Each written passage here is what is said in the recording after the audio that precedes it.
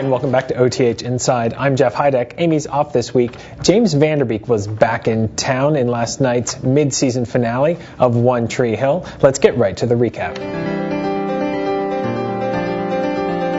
Well, a lot of things happened last night. They wanted to leave us on as many cliffhangers as possible.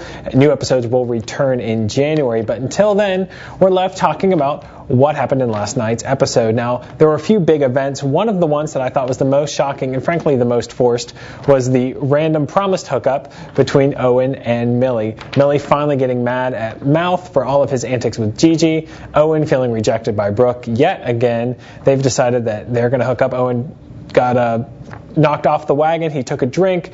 They are clearly going to sleep together. We'll see how that storyline plays out. Obviously, another big shocker last night was that Peyton found out about her medical condition. Now, we still don't know whether she's pregnant, perhaps, or if she has cancer. They kind of left us clues that we're both. Although, you know what? Frankly, knowing this show and knowing Mark Swan, maybe she is pregnant and has cancer, because nothing is really, out of the realm of possibilities on this show. What do you think is wrong with her, and how do you think it'll play out? You can email your suggestions to us here at Star News, othinside@gmail.com. Now, also last night, Brooke found out that Sam was actually, in a way, responsible for the break-in at her store. I don't know where they're going with the Sam storyline and Sam's mysterious friends, who apparently his brother was also the one who killed Quentin earlier this season, and he broke into the store, and whether it was him or his brother who did that, we're actually not sure, but at the end of the episode, Sam's driving away with them, and we'll have to wait and see how that plays out. But, of course, the big news last night was that James Vanderbeek